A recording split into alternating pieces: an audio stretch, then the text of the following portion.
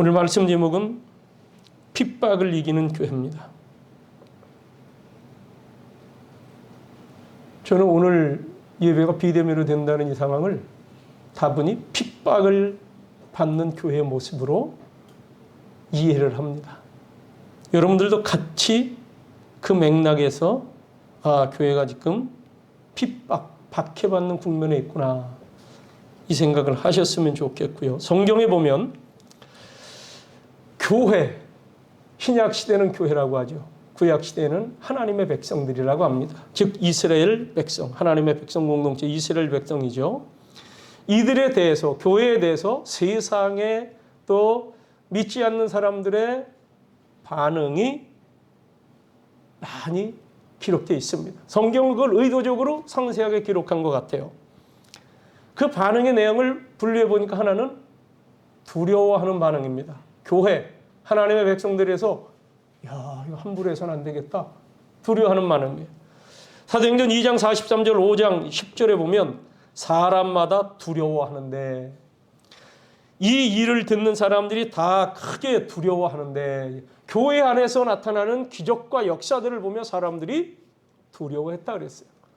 말씀을 전할 때 그 말씀을 듣고 모여드는 사람들을 보며 거기에 사람들 공통적으로 나타나는 반응을 보며 이들이 두렵다.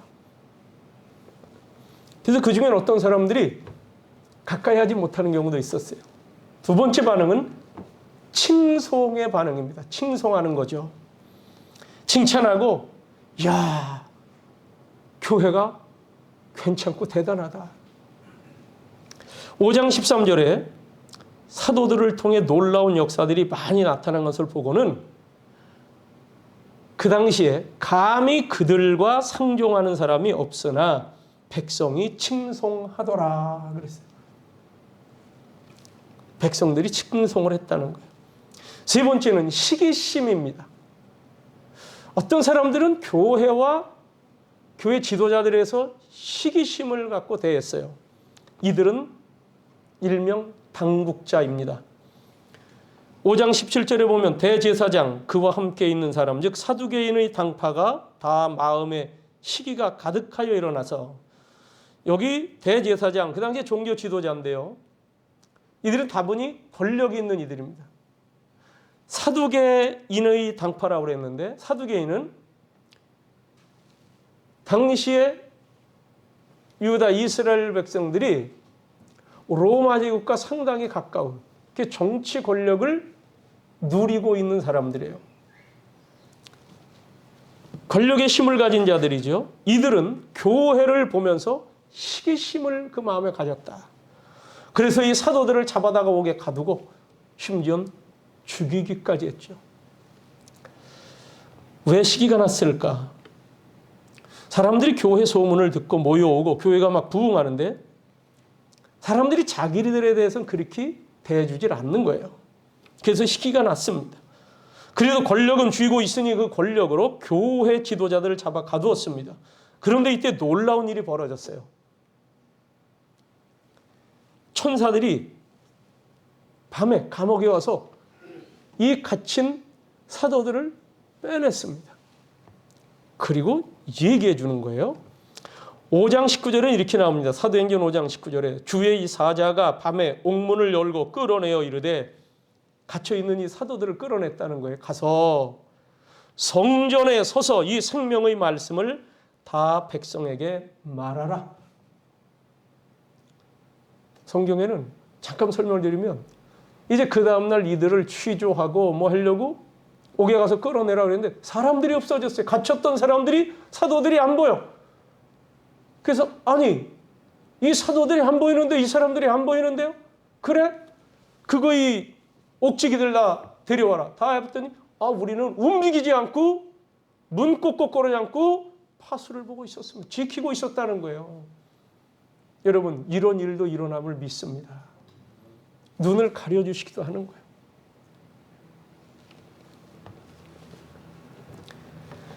구약에도 보면 하나님께 대한 반응이 나타나고 이스라엘 백성들에 대한 반응이 나타나요. 지난 몇 주 전에 여러분들에게 라합의 눈을 갖자고 하는 라합의 안목에 대한 설교를 했을 때 정탐꾼을 보냈더니 여리고 사람들이 이스라엘 백성들, 하나님의 백성 공동체에 대해서 받는 반응을 전해주잖아요. 우리가 다 간담이 녹았다. 두려워하여. 그래서 문 걸어 잠그고 있다. 제가 왜 이 말씀을 드리냐면 지금 이 상황에 대해서 세상은 뭐라고 반응하는가? 교회에 대해서는 어떻게 하는지. 여러분, 교회에 대해서는 그냥 한 줄로 요약하면 힘 있는 자들이 이거 교회에다가 덤태기를 씌워야 되겠다. 저는 이렇게 보는 거예요. 왜 그러느냐? 성남시에 있는 교회 600여 교회가 있습니다. 여기에 조금 더 되는데 공문이 들어가는 데가 600여 교회예요. 그런데 지난번에 은혜의 강 교회 이후에 교회에서는 한 사람도 발병이 안 됐어요. 저는 우리 교회를 기준으로 보는데요. 이렇게 철저히 소독 방역하는 곳이 대한민국에 있을까 할 정도입니다. 시청도요, 들어갈 때 출입자는 다 열 체크기로 합니다만은 손 워시액을 있습니다만은 과연 거기 그렇게 사람들이 다닌 자리에 계속 소독을 하는지는 모르겠어요. 근데 저희 교회는 늘 그렇게 하고 있습니다. 사람이 다녀가면 뿌려, 또 뿌려. 이놈들이 예배드리러 오시기 전에 우리가 금요일, 토요일 날 또 여기 다 방역 뿌려놔요. 왜? 혹시라도 여러분들이 오는 도중에 어디서 묻어올까 봐 여기 와서 그걸 혹시 퍼뜨리게 될지 몰라도 여기서 그냥 균이 살균되도록 다 뿌려놓는 거예요. 예배 드리고 나면 또 뿌려. 그리고 오후 예배 드리고 나면 또 전체 방역 소독을 하고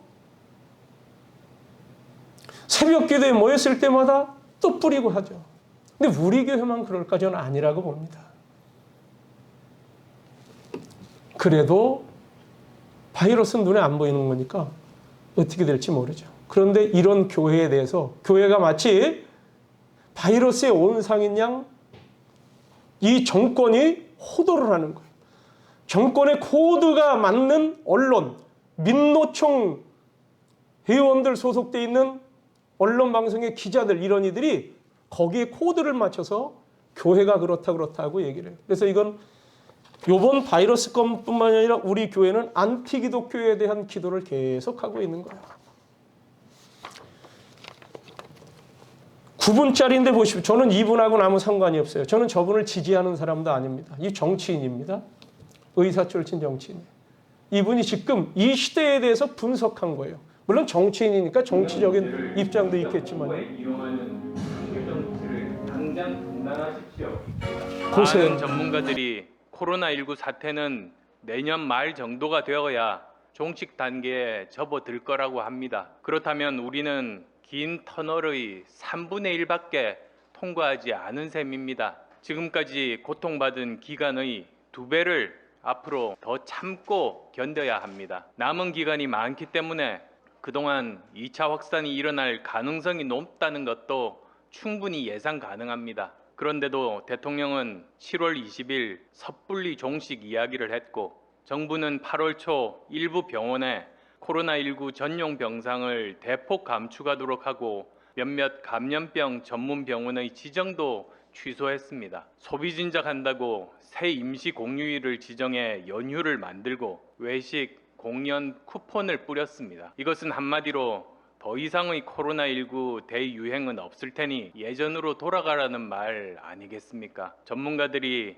2차 대유행을 거듭 경고했음에도 불구하고 대통령과 정부는 치적 홍보에 급급하여 코로나19 앞에 의료진과 국민들을 무장 해제시킨 겁니다. 그런데 어떻게 됐습니까? 바로 한 주 앞도 내다보지 못한 근시안적 조치로 정부는 갈팡질팡, 현장은 우왕좌왕, 국민은 불안불안한 대혼란을 자초했습니다. 아무리 대통령이 남 탓으로 돌리고 여당 원내대표가 분노의 양념을 퍼부을 좌표를 찍어서 선동해도 청와대와 정부의 무능함과 무책임은 변명의 여지가 없습니다. 당장 지금부터가 걱정입니다. 어제 오전 0시 기준으로 서울 시내 코로나19 병상 80.8%가 이미 찼고 남은 중환자 병상은 71개 뿐이라고 합니다. 정부 여당은 대책이 있습니까? 적극적인 방역과 지원에 나서야 할 지자체는 이미 재난기금과 재해기금의 대부분을 써버렸습니다. 앞으로 코로나19 사태가 더 악화되고 태풍이나 대형 산불과 같은 자연재해가 겹친다면 무슨 돈으로 국민을 지키고 지원할 수 있겠습니까? 이런 구조적이고 심각한 문제는 남 탓한다고 해결되는 게 아닙니다. 국민적 노력과 의료진의 헌신으로 만든 코로나19 방역 성공을 자신의 치적으로 돌리기에 여념이 없는 청와대, 그리고 거기에 발맞춰 전문가의 경고를 무시하고 안일한 대책으로 사태 악화를 불러온 정부의 근본적인 인식 변화가 없는 한 이런 비극은 무한 반복될 수밖에 없습니다. 그리고 그때마다 고통받는 건 힘없는 서민과 중산층입니다. 그래서 정부 여당에게 요구합니다. 남 탓하기 전에 먼저 일련의 섣부른 판단과 조치가 이루어진 배경과 책임 소재에 대해 밝혀주기 바랍니다. 그래야 앞으로 남은 기나긴 기간 동안 같은 실수를 반복하지 않을 수 있을 것입니다. 지금 로마 시대에 여러분들 황제가 여럿 있었는데 로마 시대에 있었던 황제 이름을 아는 분이 있습니까? 누구? 로마 시대 로마 황제 중에서. 예, 네로 황제 외에는 거의 모르실 거예요. 그럼 네로 황제가 어떤 사람이냐? 로마 시가에 대화재가 났는데 그걸 보고 왕 성루에 올라가서 코바디스 도미네라고 하는 영화에 보면 그렇게 그려놨어요. 그걸 보고 시를 읽고 노래를 부르고 아주 문학적인 어떤 표현을 하고 있어요. 신하들이 와서 지금 그럴 때가 아닙니다. 이게 지금 시내가 이렇게 되면 백성들이 뭐라 그러겠습니까? 정신 차리고 보니까 이게 큰 위기에 몰렸거든요. 그때 어떻게 했냐? 그 위기를 탈출하기 위해서 그것을 기독교인들이 그랬다. 그랬어요. 기독교인들이 그랬다. 그래서 네로 황제가 그래서 유명해진 거예요. 그래서 좋게 유명한 게 아니라 나쁘게 유명하죠. 저는 요즘 형국을 그거를 떠올리며 하나님 초대교회 박해가 일으키는데 우리를 좀 도와주십시오. 기도하는 거죠. 근데 오늘 그 시점이 요때예요. 그때보다 네로 황제 때보다 한 20, 30년 전 시대죠. 요때가. 복음서를 보면 예수님도요. 세상의 반응에 관심이 있었어요. 제자들에게 얘들아 사람들이 나를 누구라고 하더냐? 너희들은 나를 누구라 하느냐? 예수님 당신에 대한 반응에 예수님도 관심이 있었다는 거죠. 그때 제자 중 하나인 베드로가 얘기했습니다. 주는 그리스도시요 살아계신 하나님의 아들이십니다. 주님은 하나님의 그리스도이십니다. 그때 그 말씀을 딱 들으신 예수님이 내가 이 반석 위에 내 교회를 세우노라. 음부의 권세가 이 교회를 흔들지 못할 것이라. 음부의 권세가 이기지 못할 거라는 얘기예요. 그 음부의 권세는 뭐냐면 마귀를 얘기하는 거예요. 마귀의 세력들. 마귀는 하나님의 백성들을 괴롭히고 하나님께 사람들이 다가가는 것을 회방하고 예수 믿는 것, 예배하는 것을 방해하는 겁니다. 그런데 교회를 흔드는 세력들이 있고 교회를 이겨보려고 하는 세력들이 이 마귀의 조종 속에 이 세상에 나타나지만 그러나 내 교회는 결코 그들이 이기지 못한다. 할렐루야. 여러분 종종 교회가 시련을 당하고 박해를 당하고 마귀의 관계로 인해 흔들릴 때도 있습니다. 사람으로 인해서 어떤 외부의 세력을 통해서 또한 교인들 간의 갈등과 관계의 미숙함을 통해서 어려워질 수 있습니다. 지역적 상황과 시대적 상황이 불안정하게 전개되다 보면 교회 또한 참으로 힘들어집니다. 그렇더라도 주님 말씀은 교회가 이긴다 하는 거예요. 어떻게 이길 수 있을까요? 근본적으로는 예수님이 세우신 교회이기 때문에 주님이 책임지시는 거예요. 끝까지 붙들고 가시는 거예요. 그럼 우리로서는 그 주님을 믿는 사람들, 주의 이 말씀을 듣는 우리로서는 어떻게 이것을 이길 수 있을까? 보여주는 말씀이 오늘 말씀입니다. 오늘 말씀은 날 때부터 안진병이 된 사람, 약 40여 세 된 사람을 베드로와 요한이 고쳐줬어요. 기도하려고 성전에 올라가는데 성전 문간에 앉아서 동량을 요구했습니다. 그때에 베드로와 요한이 그를 보며 이렇게 얘기했어요. 은과 금은 내게 없거니와 내게 있는 것으로 내게 주노니 곧 나사렛 예수 그리스도의 이름으로 일어나 걸어라 하고 손을 내밀어 그 사람 손을 잡아주더니 일으키니까 그 사람이 일어났더라는 거예요. 발목에 힘이 생기고 그 자리에서 한번 움직여 봤습니다. 움직여줘요. 걸어도 봤습니다. 뛰어도 봤습니다. 이렇게 고쳐주니까 사람들이 주변에서 깜짝 놀란 겁니다. 아니 뭐 이런 일이 다 있나. 그러려나도 지금까지 복음 전했을 때에 이 사람들이 반응하며 하루에 3,000명씩 회개하고 돌아온 역사가 있는데 아니 40여 년 안진병이 생활했던 이 사람이 이 성전 앞에서 언제부턴가 계속 구걸을 했는데 이 사람이 나았다. 사람들이 보여듭니다. 그러니까 그 당시에 당국자들이 이 베드로와 요한을 잡아 가뒀어요. 그 잡아 가둔 다음에 나타난 얘기입니다. 거기서 어떻게 이 사도들이 풀려났고 이 사도들은 그 다음에 어떤 행동을 했을까? 어떻게 이렇게 할 수 있었을까?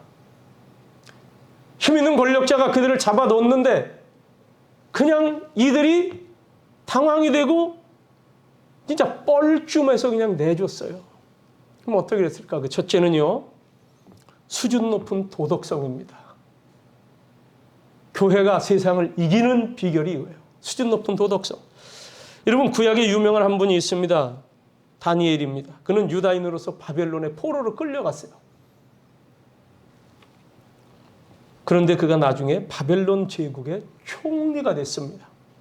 그것도 총리가 셋이 세워지는데 최고 1인자 총리, 전국을 치리하는 총리가 됐어요. 일개 포로였던 사람이 총리가 됐으니 얼마나 이 다니엘에 대해서 시기하는 사람이 많았겠습니까? 다니엘을 시기하던 이들이 음모를 꾸미고 다니엘을 제거하려고 모함을 합니다. 그래서 한 일이 뭐냐? 다니엘을 부정부패로 한번 몰아보려고 털어봤어요. 세무조사도 해보고 다 해봤어요. 그런데 걸릴 게 하나도 없었습니다. 아무리 뒤져보고 압수수색을 해도 걸릴 게 없었습니다. 다니엘의 수준 높은 도덕성 때문에 잡을래야 잡을 수가 없었죠. 여기 초대교회 사도들도 옥에 갇혔을 때 교회를 박멸하려고 했던 이들이 이 사도들의 비행을 철저히 조사했을 것입니다. 아무리 뒤져봐도 이들에게서 찾아낸 곳이라고는 없어요. 부정한 것 없어요. 비행을 저지른 것 없어요. 하나 있다면 40여 세 된 이 사람 안진병이었던 사람 고쳐준 사건 이거 하나밖에 없는 거예요. 그러니 석방할 수밖에 없는 겁니다.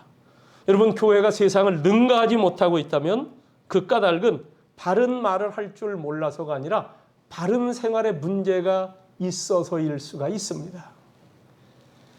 불신자들보다 저급한 윤리와 양심을 가지고는 세상을 이길 수 없습니다. 두 번째, 예수 이름의 권능으로 사역을 통해서 나타나는 뚜렷한 사실이 있어야 한다는 거예요. 한국 교회가 그래도 이렇게 자리 잡고 여기까지 온 것 뚜렷한 사실이 있기 때문입니다. 따라해 보세요. 뚜렷한 사실. 복음 전파 초창기 선교사들이 이 땅에 들어와서 한 일이 많이 있습니다. 그중에 아주 역사적으로 평가를 받고 역사적으로 아예 명시가 되어 있는 거. 학교를 세웠어요. 그리고 이 땅에 신학문을 도입한 것이 교회입니다. 병원을 세웠습니다. 국민의 보건위생에 이바지한 것이 교회입니다. 이것이 오늘날 발전해서 세브란스 병원이 됐고 서울대학 병원이 된 거예요. 사회사업기관을 세웠습니다. 소외되고 약한 사람들을 돌봐주고, 이게 교회예요.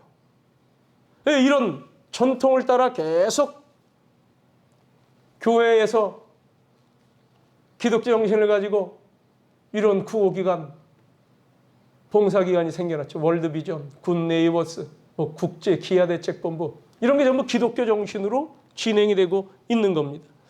지금 우리 교회 청년 중에 하나인 홍민영이가 지금 굿네이버스 직원으로 캄보디아에 가서 있어요. 여러분 기도 많이 해주시기를 바랍니다. 거기도 바이러스가 있겠죠. 우리보다 위생이나 환경이, 이 보건위생, 의료시설, 이것이 굉장히 떨어지죠.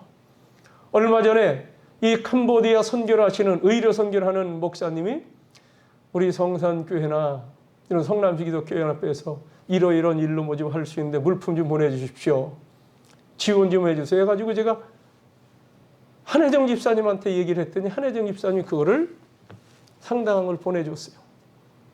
이걸 전해줬더니 어제 전화가 왔어요. 어제 목사님 이거 아주 너무 요긴한 거 좋은 거 감사합니다. 더 좀 없어요. 그래서 더 있을 수 있습니다. 그랬어요.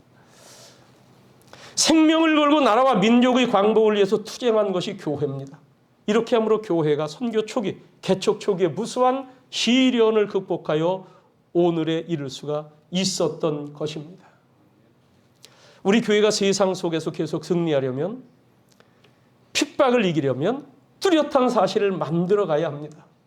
여러분들의 자녀들 가운데, 또 여러분들 가운데, 그리고 성산교에서 자라나는 교회학교 아이들 가운데서 국가를 위한 지도자들, 역할할 만한 사람들이 계속 일어나고 국제적인 인물들이 일어나도록 여러분 관심 갖고 기도하시고 격려하시고 후원해 주시고 함께 주시기를 바랍니다. 세 번째는 확고한 신앙심이에요. 이게 핍박을 이기는 교회의 모습입니다. 당국자들이 사도들을 볼 때 별 볼 일 없는 사람이라고 그랬어요. 13절에 보면 그들이 베드로와 요한이 담대하게 말함을 보고, 그들을 본래 학문 없는 범인으로 알았는데 어떻게 이렇게 말이 또렷하고 논리정연하고 힘이 있을까? 깜짝 놀랐어요. 당황이 됐습니다.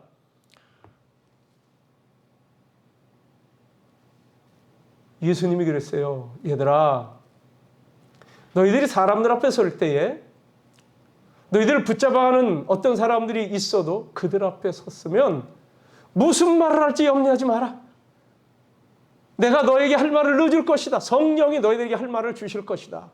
그러니 성령의 인도하심 속에서 이들이 말을 하는 거예요. 그 확고함이 있었다는, 그 신앙이 있었습니다. 12절에 보니까 다른 이로서는 구원받을 수 없나니 천하 사람 중에 구원을 받을 만한 다른 이름을 우리에게 주신 일이 없음이라 하였더라. 이게 제자들이 위에서부터 쭉 나오는 거 앞에 기록된 말씀에 구약 성경부터 해가지고 아주 논리적으로 그러면서 말씀에 근거해서 얘기를 했어요.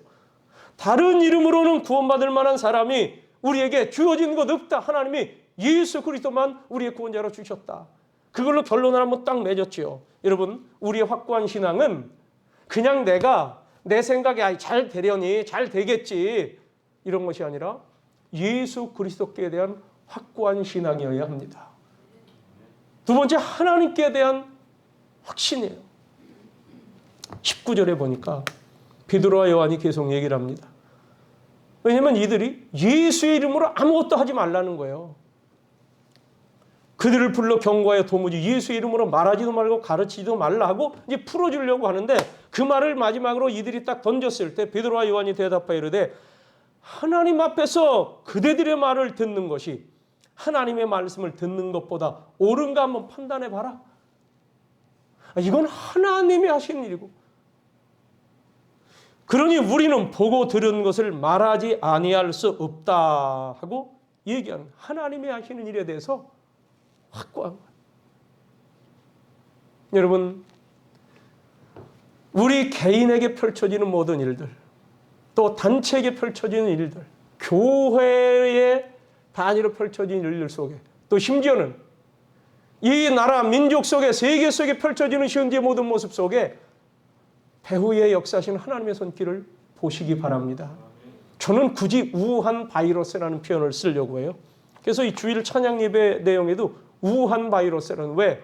하나님의 손길을 자꾸 제가 믿음으로 제시하는 거예요. 우한이 어떤 곳이냐?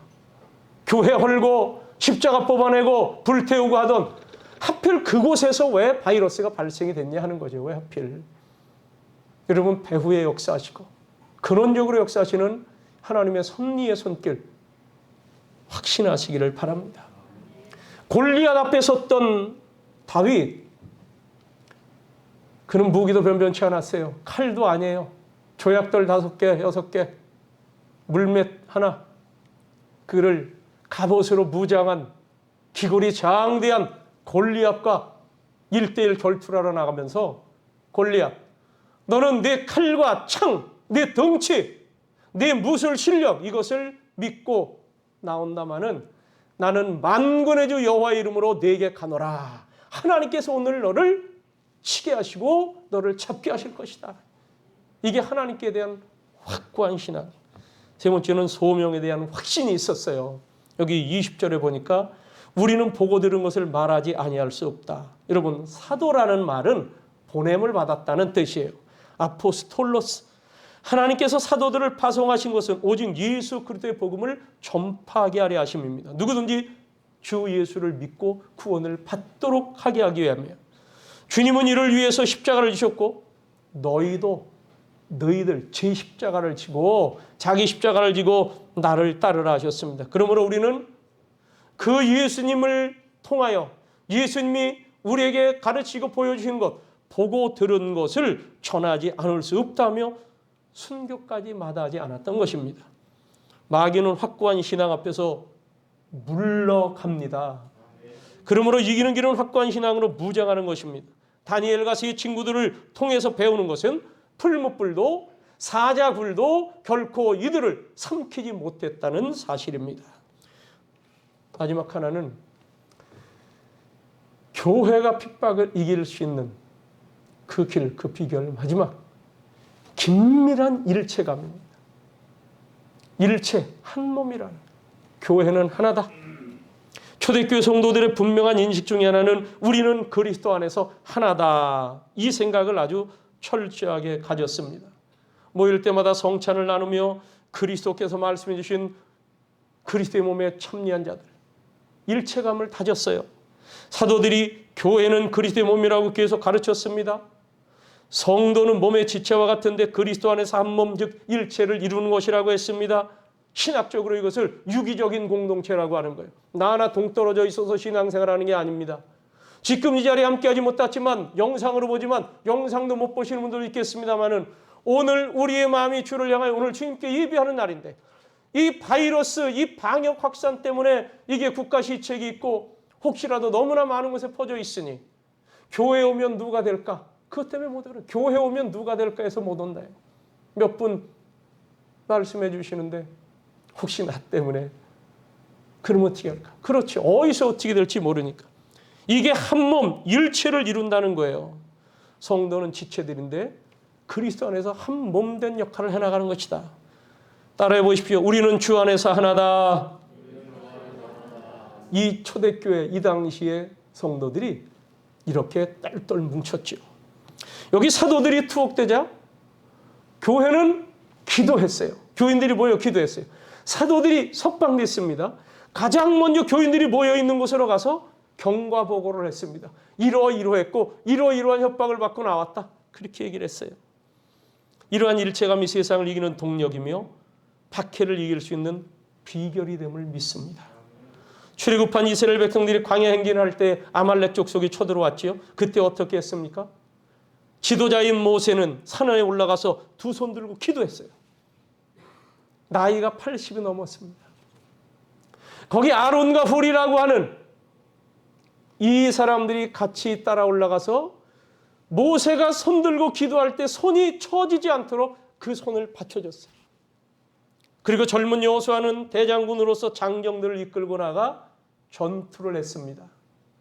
그 결과 이스라엘이 아말렉을 이겼습니다. 모세의 기도하는 손이 들려져 있는 동안 장정들은 척진을 쳐부수고 진격을 했기 때문이에요. 하나님은 성도들이 하나된 모습을 참으로 기뻐하십니다. 우리 교회 주보 1면에 보면 실천사항 중 마지막 5번째 나오는 게 있죠. 이게 뭐예요? 하나됨으로 순종하다. 하나됨으로 순종하자. 교회가 한마음 한뜻으로 나가면 교회 생활이 너무나 즐겁고 반드시 부흥합니다. 아울러 대한민국 교회는 교역자와 교인 사이에, 교회와 교회 사이에, 교인과 교인 사이에, 그리고 교단과 교단 사이에 더욱 일체감으로 하나됨으로 나아가야 합니다. 그런 훈련을 자꾸 해야 돼요. 그래서 연합회라는 게 있는 거예요. 함께 모으는 거예요. 함께 모이는 거예요.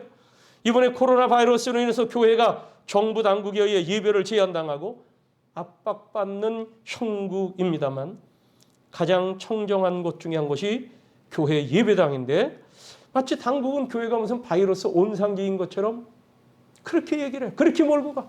그러면 거기에 덩달아 언론들이 춤추듯 따라가서 이렇게 말을 합니다. 교회와 교인들은 이러한 때 수준 높은 도덕성 그리고 이 영적인 실력을 가지고 이 모든 것들을 이뤄내는 뚜렷한 사실을 만들어내며 확고한 신앙 공동체로 그리고 주 안에서 긴밀한 일체감으로 이 혼란과 시련과 박해를 이기는 대한민국 교회가 될 것을 믿습니다. 여기 여러분들 믿음으로 동참해 주시기를 주의 이름으로 축원합니다. 기도하겠습니다.